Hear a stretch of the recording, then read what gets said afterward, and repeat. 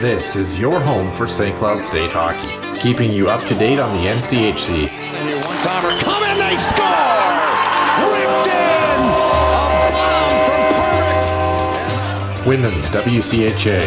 So Dana Rasmussen fires and she scores! Dana Rasmussen for the Huskies alongside The National Hockey League. Dwayne Kaprizov in for a chance to win it! He scores! Kirill, the thrill is for real! Welcome to the NHL, a game winner! And everything from the state of hockey. St. Cloud Cathedral is now 42.6 seconds away from wrapping up the school's first ever title. Welcome to the Huskies Warming House Podcast Den.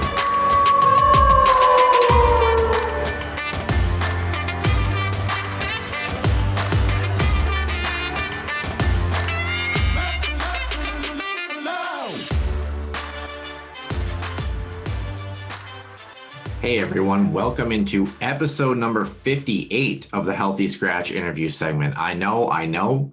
We said we weren't going to be doing a Healthy Scratch interview segment this week, but it just so happened that Brett Larson joined us earlier this Tuesday morning. It was a fantastic interview, had a lot of good tidbits that were really relevant at this time, and we thought, why the heck would we keep you waiting? So we're going to kick this one out for episode number 58 with Brett Larson, and thank you for his time. And he, again, had a lot of great things, especially stuff about the upcoming exhibition schedule that I think fans are going to be really excited about. So maybe we're thinking about now for episode number 59 next week, we might be having a fan special for the first time on the Huskies Warming House podcast. We'll keep you up to date, but we won't keep you waiting for episode number 58 of the Healthy Scratch interview segment with head coach Brett Larson.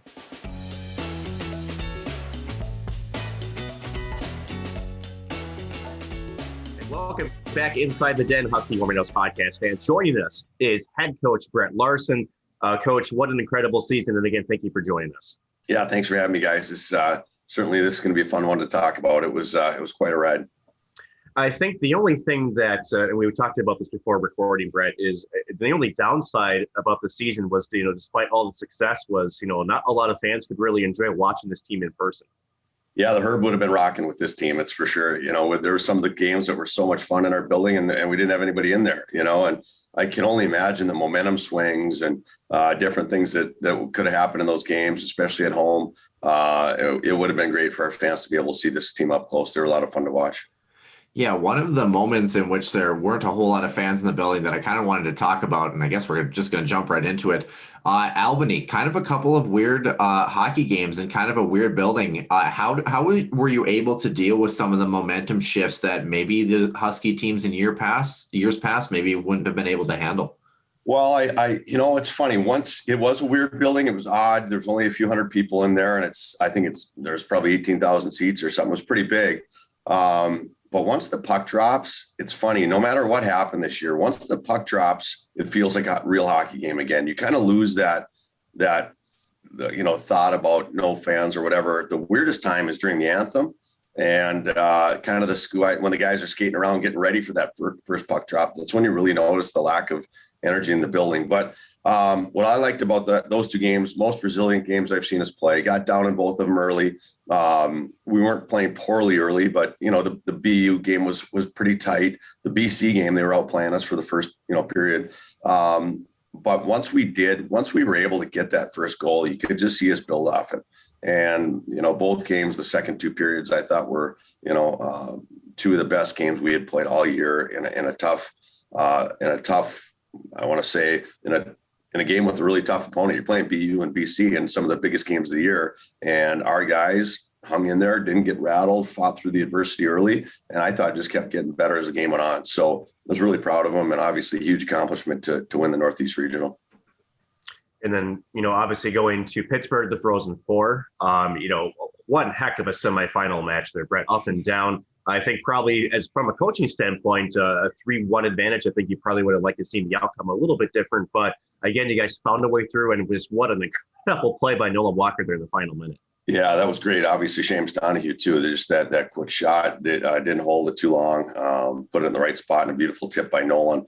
It's interesting as we talk about the two games in the Frozen Four. That game, I would say, Mankato carried the play a lot. They had the territorial advantage. They had the puck in our end more. Luckily for us, we call it an opportunistic game. We took advantage of our opportunities when they came, and they weren't many. If you had to judge this overall game, I would say Mankato maybe had the better night, but we found a way to get it done. And then we felt going to the next night, it was kind of a flip flop of those things. So it's interesting how the game works sometimes. Finding a way to win is the most important thing, though, at that time of year, and being able to, ride those momentum waves and not get down and keep playing is critical. And again, that night could have been more proud of the team for doing that. Speaking of those momentum shifts, Brett, unfortunately, we have to talk about that championship game. And it was kind of a weird game as we kind of talk about the hockey gods, if you will. How I felt like St. Cloud was maybe the better team in period number one, but you go into the locker room down 2-0 and just, it's one of those holes that you run into a good hockey team, tough to climb out of. And I wanted to ask, and correct me if I'm wrong, I believe in national championship games, your coaching record is 2-2, if I'm not mistaken. Kind of just telling you how hard it is to get there and, win that penultimate prize. Can you kind of talk about that game and moreover, how difficult it is to get there, and talk about the score? Because I think people read into the score a lot more thinking that it was a more lopsided game than it really wasn't. Yeah, their coach made the same comments after, if you listen to anything Greg said. And it was interesting because we carried so going into the game, the biggest things with the UMass was their forecheck. Teams were having a really hard time getting out of their end, and they weren't letting teams spend much time in the other end, and they were really wearing you down.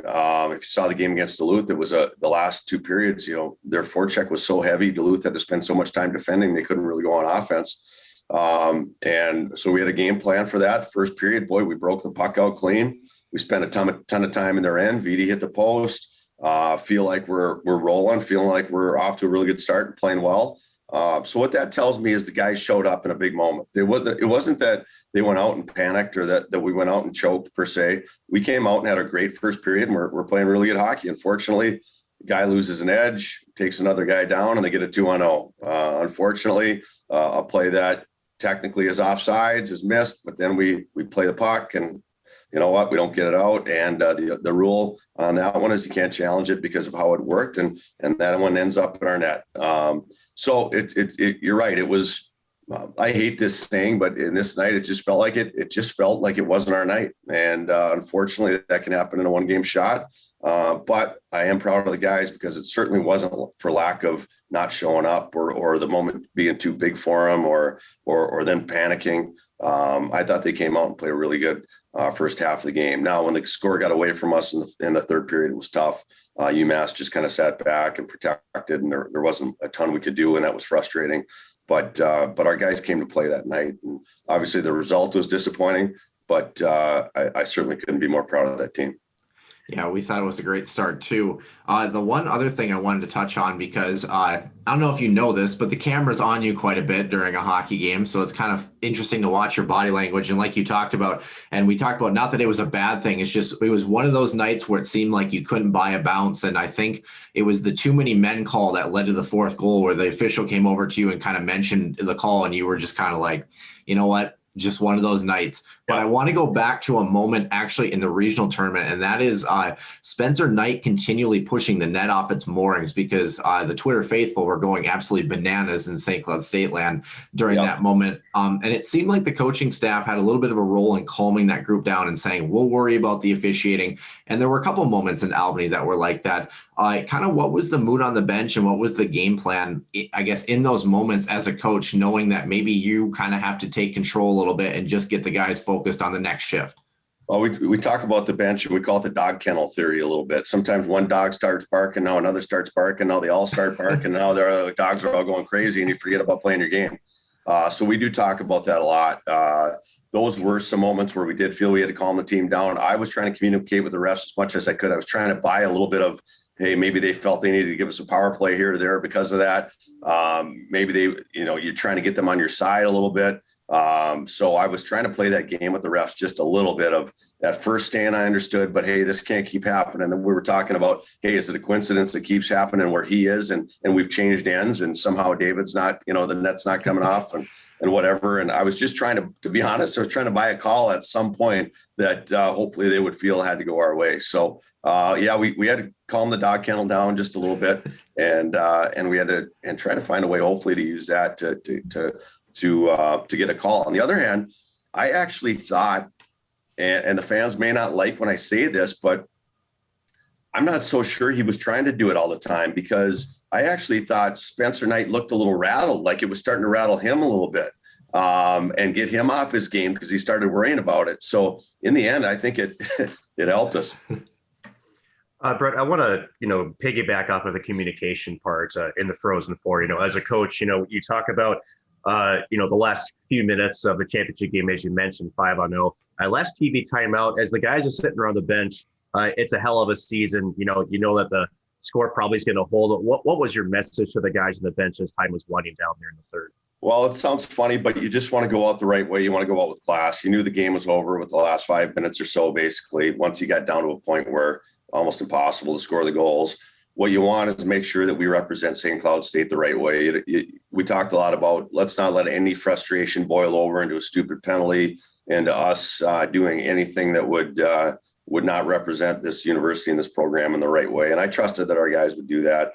But there's such a level of frustration because there's so much hard work to get to that game. It could easily happen. And the last thing you want is, somebody to do something just out of character that would not represent the program the right way. So I was just asking them play the right way, right to the finish, play Husky hockey right until the last buzzer. And let's leave here with our heads held high, feeling that we accomplished a ton this year. We talk a lot about the culture of St. Cloud State, and by saying that we talk about it, it's actually the players that really comment on it and the program and the way that it's built.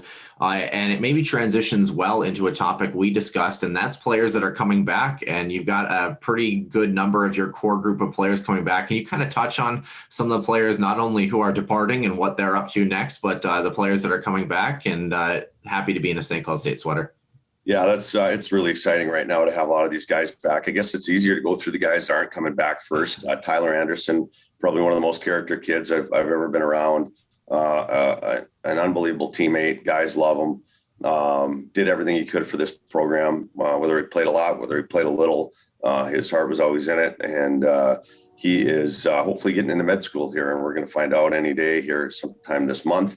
But that's his goal. Love to be a doctor. And I'm hoping he gets in. But Tyler's moving on.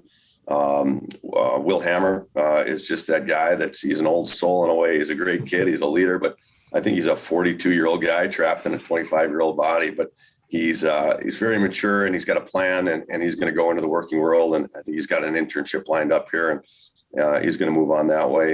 And then Jared Cockrell, this would have been his 6th year of college hockey. He told me in my meeting, he goes, Coach, this is my 2nd senior meeting already. I don't need a 3rd. He decided to move on and play in the East Coast leagues in Wheeling right now and playing down there a little bit. So it's going to be tough. Those are all character guys that we're losing. But on the flip side, to get a Brodzinski back, I don't want to leave anybody out here. I don't have my notes in front of me or my lineup in front of me, but you get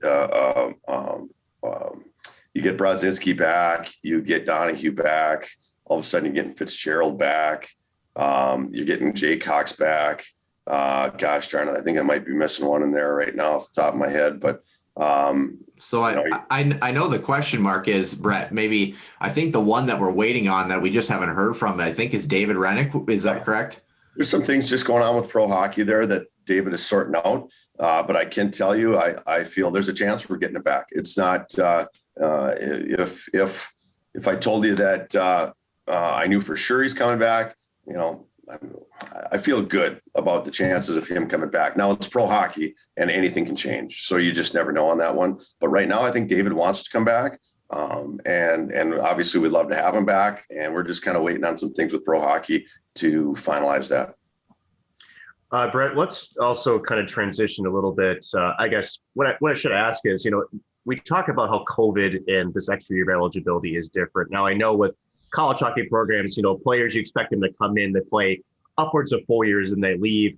and then you have, a new stock of players coming in.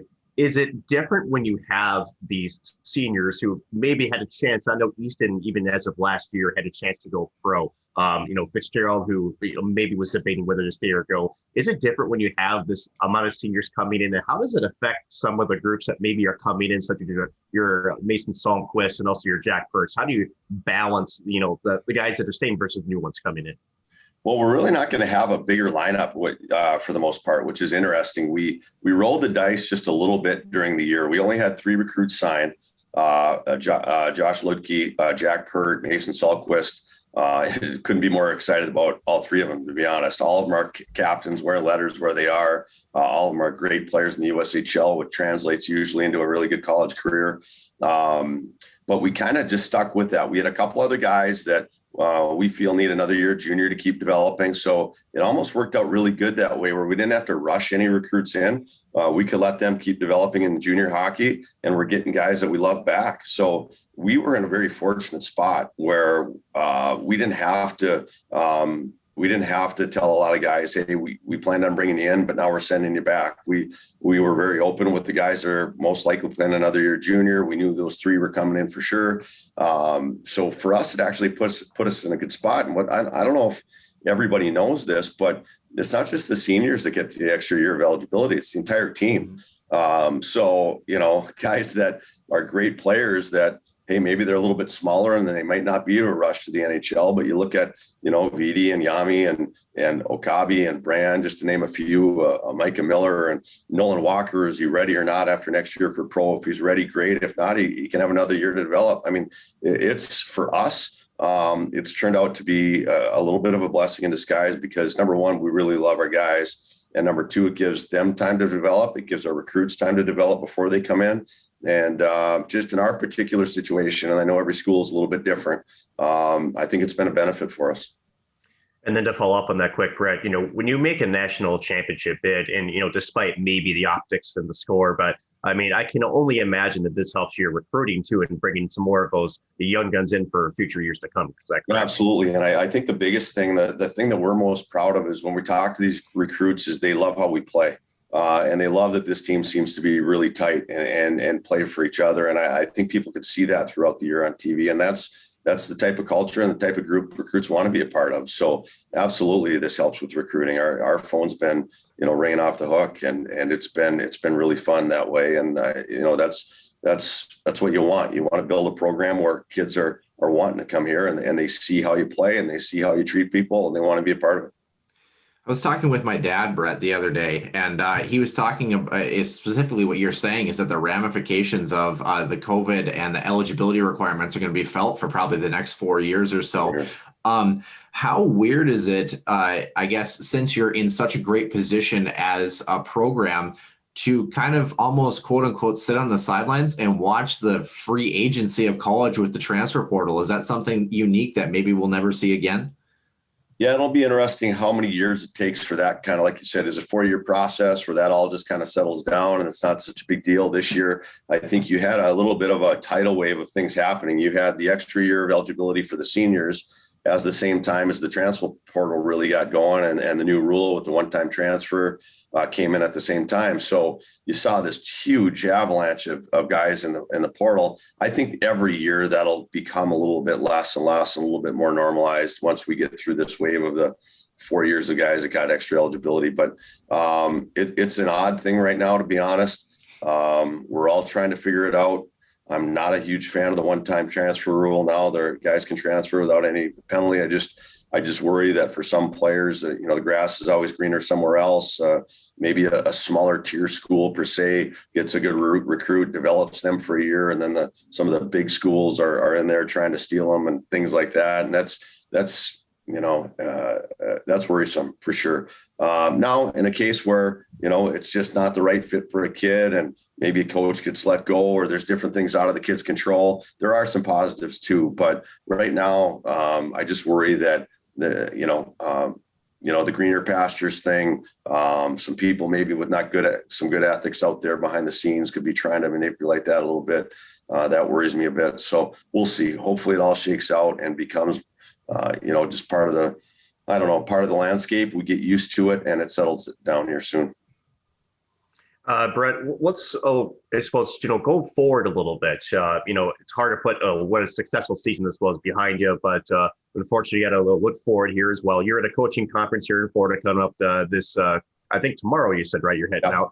And then as we look forward to next year, something that we covered extensively on this show last summer, we had you on. We also had former coach Bob Motzko. Then we also had now current CCHA commissioner Don Lucia.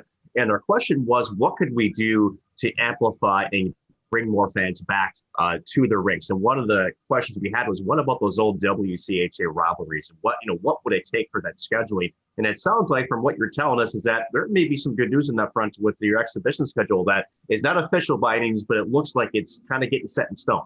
Yeah, we're close. I think we'll have this thing locked in the next week or so. And right now we're talking, if it works out right now in pencil and the way I got it drawn up on paper, we're playing St. Thomas in their first ever Division I college hockey game. We're playing home and home, one down there and one up here. We got the Gophers back. We're playing one in Minneapolis. The Gophers are coming into our rink for one.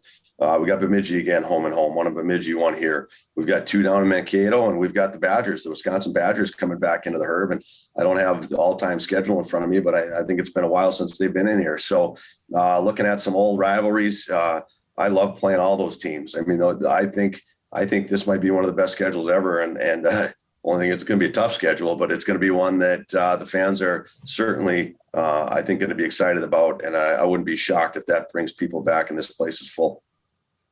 Yeah. Go ahead, Nick. Go ahead. I was just going to say, and, I guess to follow up on that, we talked on this pre-show too, is that, there is an effort, it seems like, behind the scenes to make this exhibition schedule with those old rivalries a recurring yearly thing. Is that correct? Well, I think COVID might have helped us. You always look for the silver lining with some things, right? And obviously right now, budgets are a little bit tight. We just want a year of not having fans in the rink, which for us is a big time income generator and pays the bills.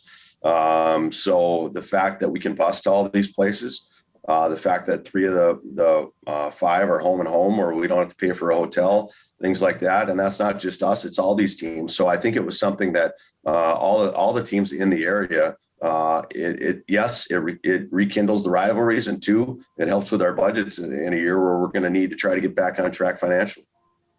Speaking of finances, Brett, I know we're the most important thing on your schedule, not only today, but for the entire week. But from what we hear, you have some fundraising opportunities coming up later today, as well as a golf tournament that you might have just gotten the dates for. Yeah, our alumni golf tournament will be July 30th out at the Territories, and we're looking forward to that again. Had a great turnout last year. It's great to get guys back, and I can't get into too many details of the fundraising effort right now, and maybe you guys could have me back again where I could talk about it more, but we are going to be starting a new fundraising program here this year, because basically I think what, the hard side, or we talked about some of the silver linings of COVID, that some of the negatives are, enrollment being down a little bit, of student fees being down from where they were, of a whole year of not having income coming in that we count on. And we're going to really be asking the fans, the alumni, friends of the program, to make a financial commitment over the next 5 years to help us rebuild that budget a little bit and make sure that we can stay where we are and hopefully build from there. So it's something that certainly, asking for money is never fun, but I think during these times with COVID and all the challenges that we've hit, people are really going to understand, and the people that have the ability, I'm sure are going to want to help out, because I know how important this program. If I learned anything this year, is how important this program is to a lot of people.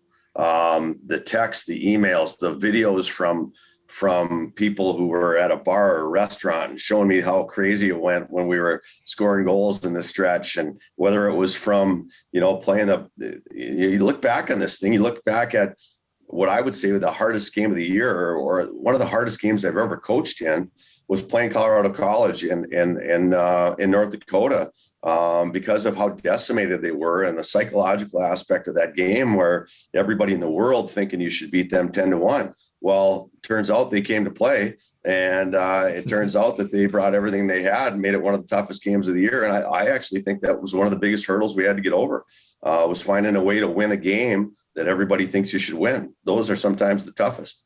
And I was really proud of the guys through that. But anyway, throughout that whole playoff run, the messages about how excited and what it did for this community and this university and the alumni, it was awesome. And to see how important this program is to a lot of people, I know for me, just keeps giving me that energy to do everything I can to keep it going in the right direction.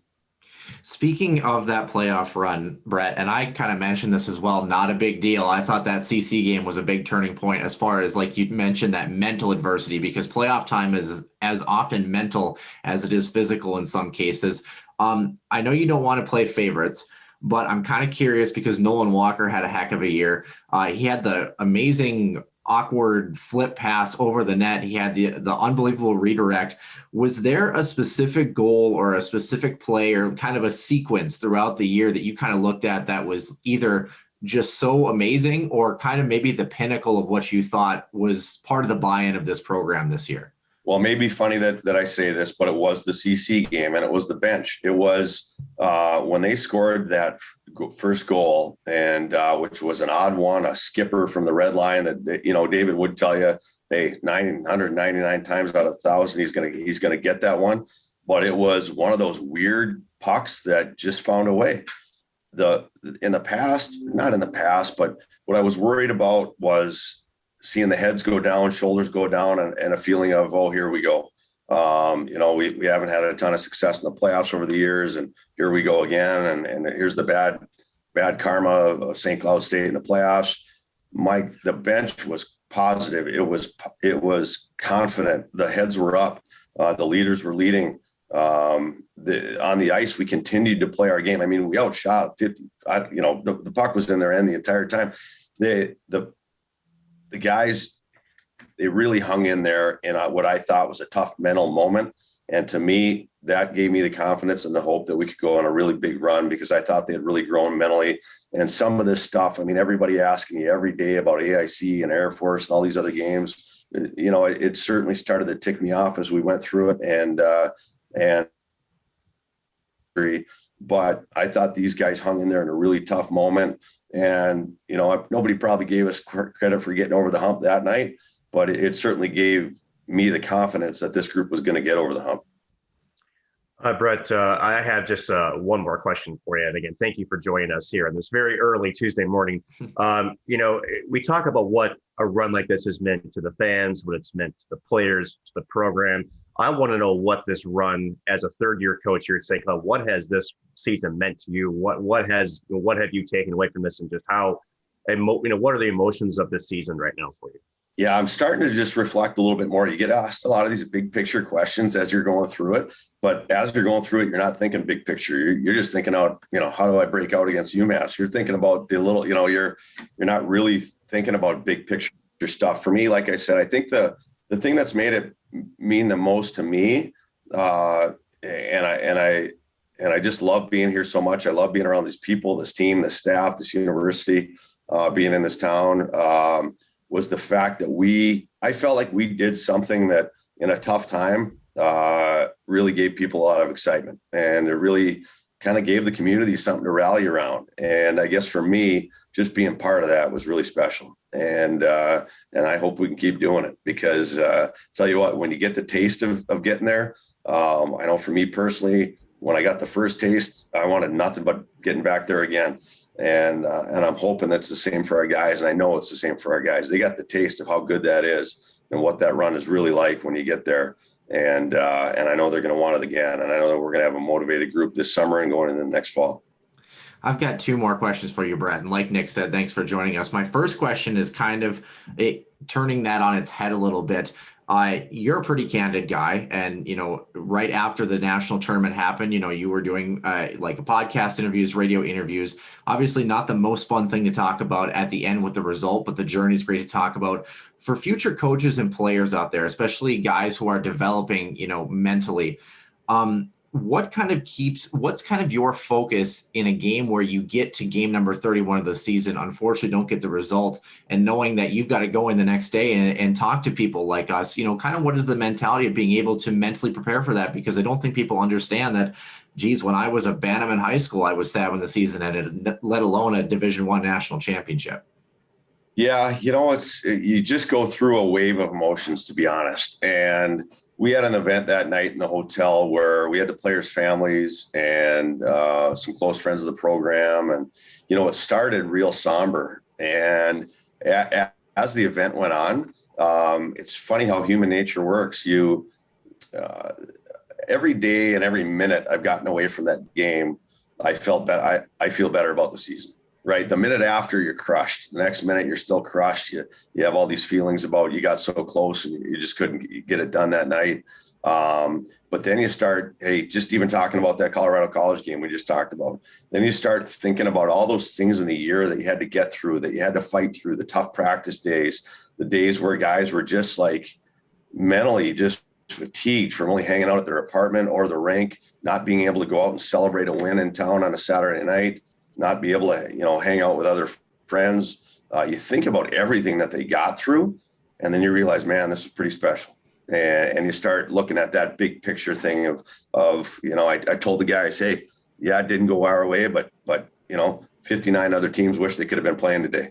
And we got to the last day of the season. So every day you get away from it, the big picture starts settling a little bit more. You know what it can do for your program from a recruiting standpoint. You see what it did for the university, for the town, for the people that follow, and how much that meant to them. And you start getting that bigger picture feel of, man, this is pretty special. And finally you get the feel that, hey, you know what, our guys finally got a taste.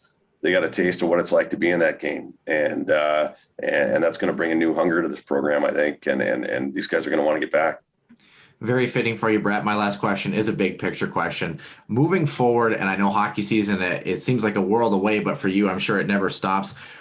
Do you kind of have like a preliminary goal or kind of a preliminary game plan? Like, what is the next step as you move forward and get ready into fall? Obviously, you want to get back to that national championship game and win the last game of the season. But do you kind of have your first building block that's starting to take shape as far as what you want from this team come the first practice or first training or first get together in the fall? Well, there's just one first message that we've tried to hit with the guys. We've done all our individual meetings now. We've let a lot of the guys go home. They can finish school online. A lot of guys didn't see their family for a year.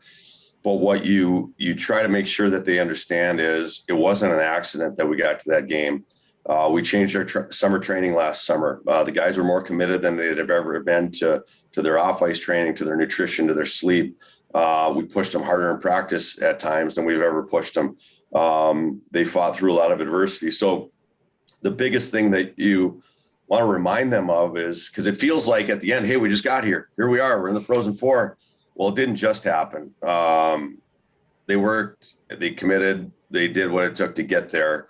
And after a short kind of reset here, you want them to realize that we got to go back to step one. We can't just show up next year and we're going to end up in the Frozen Four. So you want to make sure you get that mentality back, that it was a building process and we got to start over again. Now, we laid some blocks in the foundation that are great. They're going to help us start building again, but you need to get that message across to the guys. It's not just going to happen. We can't just go out and have a summer now and celebrate all summer the successes of last season. We talk about after April here, it's time to put the work boots back on and start building again.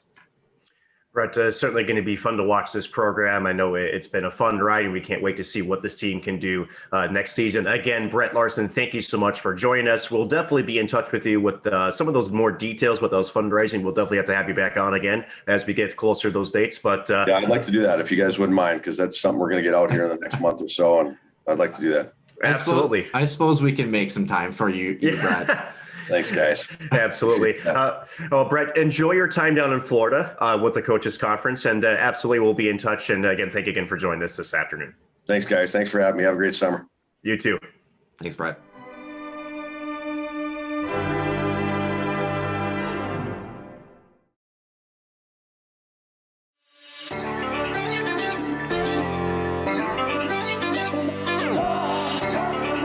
One-timer coming, they score! Ripped in! A bomb from Pervix!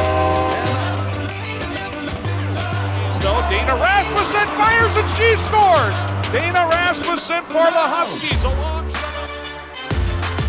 Dwayne Kaprizov in for a chance to win it. He scores! Kirill the Thrill is for real! Welcome to the NHL, a game winner.